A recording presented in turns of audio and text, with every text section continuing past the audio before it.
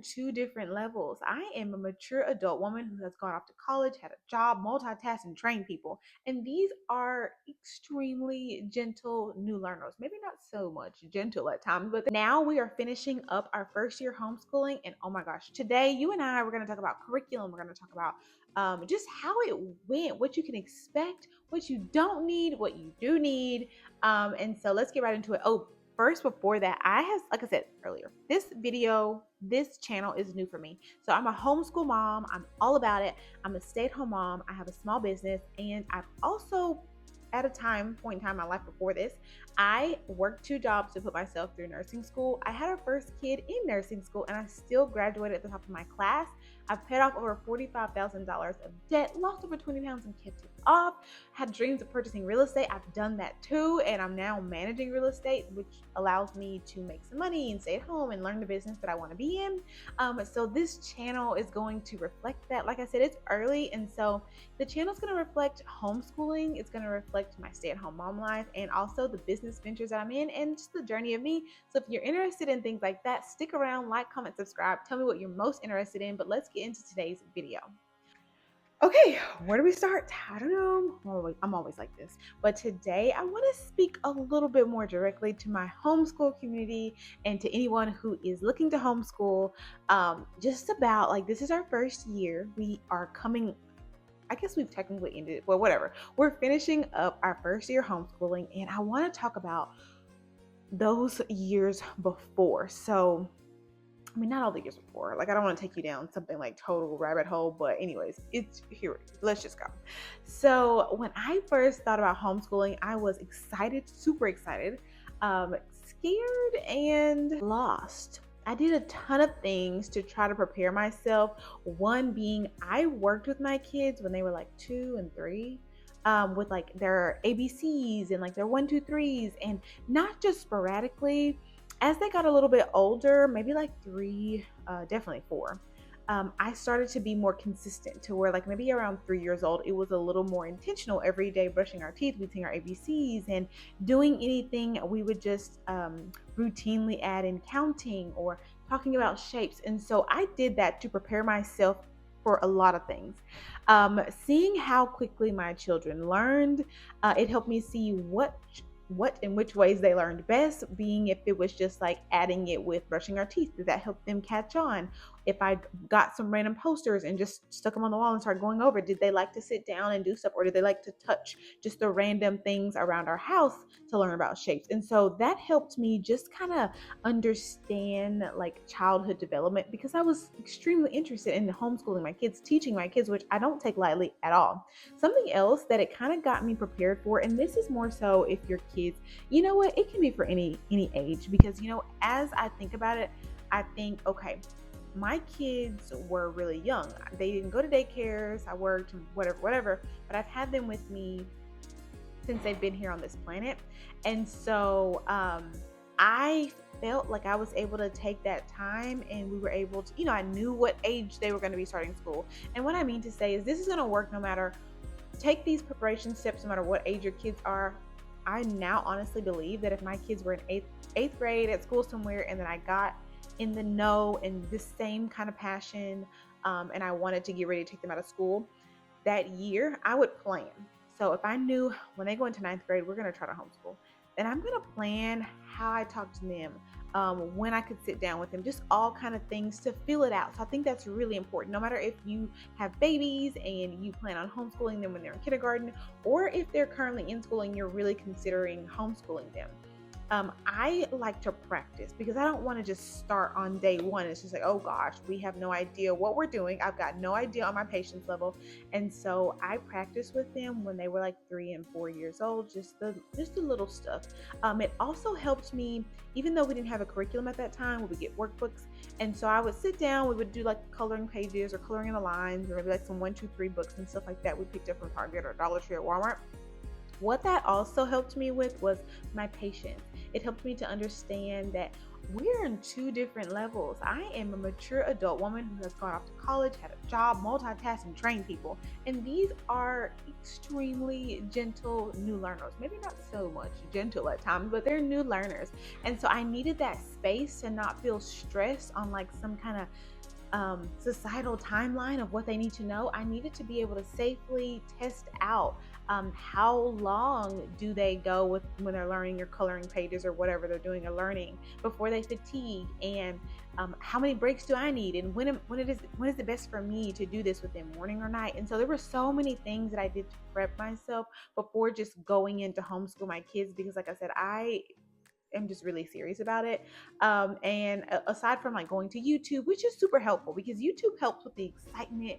At least some of the things I saw, the excitement, like somebody's doing it, the motivation, the encouragement, and then a glimpse. When I say glimpse, I mean a glimpse of what it looks like. You get a quick snapshot that looks beautiful of what it's like to homeschool. And so that was helpful too. Just the fun of it, just like the family aspect of it, which is really helpful. So YouTube is very helpful for me for that. I also did some searching online.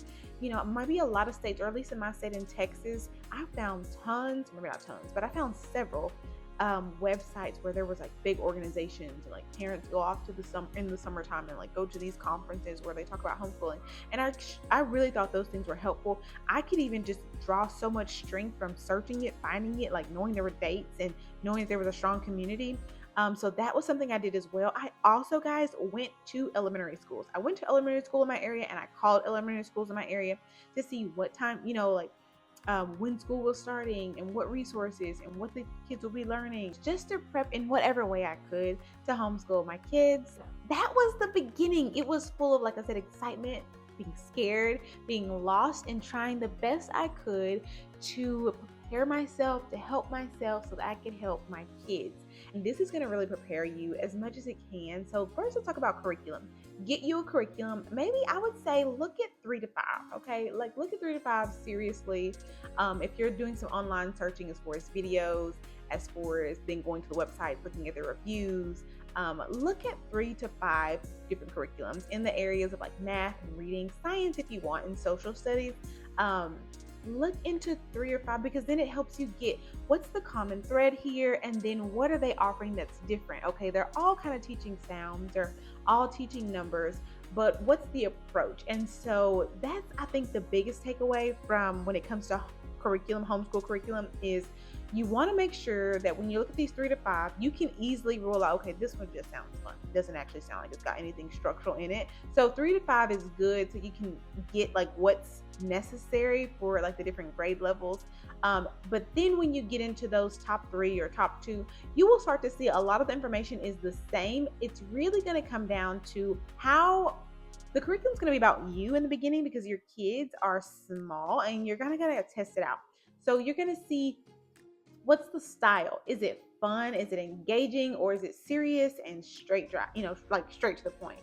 With small kids, I do recommend something that's engaging. And for myself, oh my gosh, I couldn't imagine doing anything just black and white and cut and dry. So that's why I say look at about 3 to 5 curriculums and then choose one. Okay, make the purchase, and that's going to be the easiest part.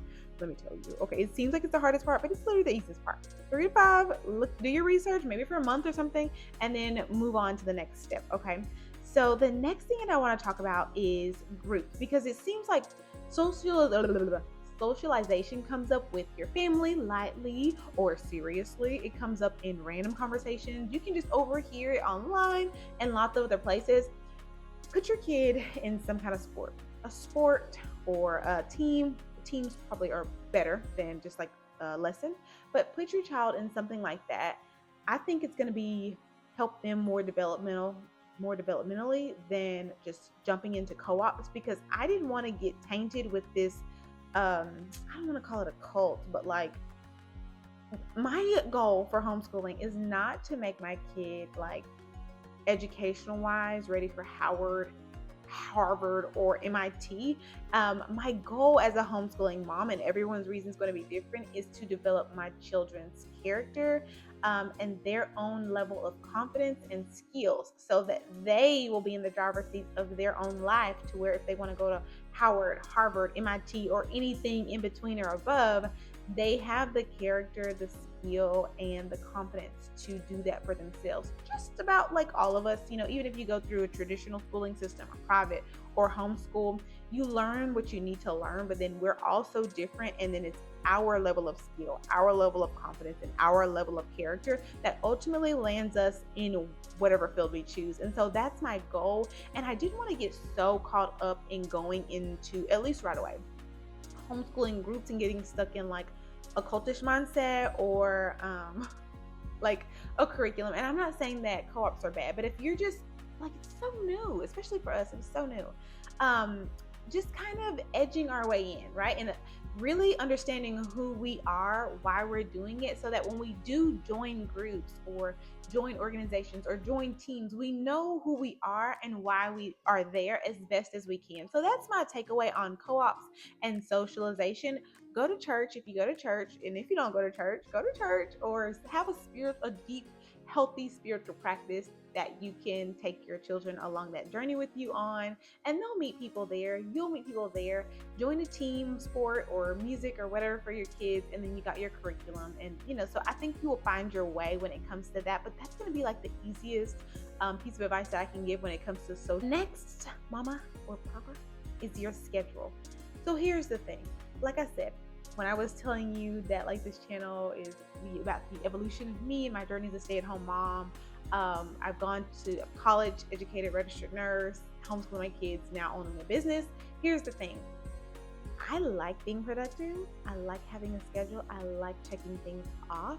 When you're a homeschool parent, you are the math teacher, the reading teacher, the handwriting teacher, you're the PE teacher, you're the psychology teacher, the psychology professor. Okay, you're breaking up fights and tantrums, and you're building self-confidence. Okay, you are also the nutritionist, not just the lunch lady. Okay, you're a nutritionist. You are focused on broccoli for this reason and ice cream, yes, at this time.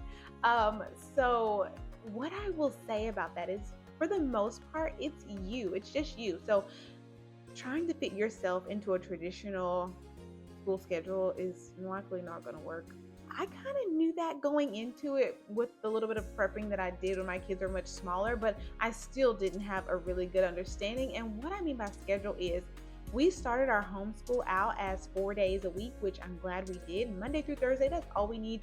Plus I have two, so the sports that they're doing, and then church. We have a very busy week every single week, and then you add birthday parties, and then you add extra little events here and there, and you add unexpected things in life. And when I just mentioned all those hats that you wear, school goes from where we are in Texas, generally like the end of August, maybe early September, until the end of May, maybe like early June.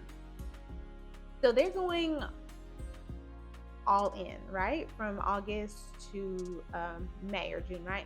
And they have their Thanksgiving and their Christmas and the other little holidays there too, right? And they might have, like, I remember definitely in school being able to have those TV days, and then honestly like the last few weeks in May having like the Mayday play day type of thing where you're just playing and like competitive games and snacks and all that kind of stuff. And then especially right around the holidays, everyone's a little relaxed. So there's definitely some downtime even in. But honey, here's the thing.